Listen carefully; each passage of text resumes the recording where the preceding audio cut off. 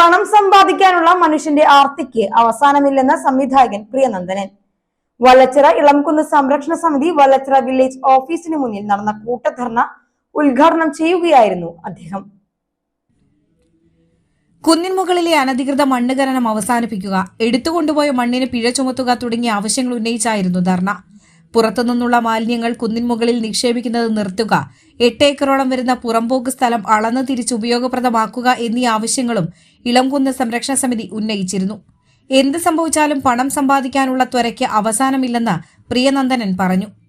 ഇതിനെ എതിർത്ത് തോൽപ്പിക്കേണ്ടത് എല്ലാ മനുഷ്യരുടെയും കടമയാണെന്നും അദ്ദേഹം ഓർമ്മിപ്പിച്ചു. സെബി പിടിയത്ത് അധ്യക്ഷനായി.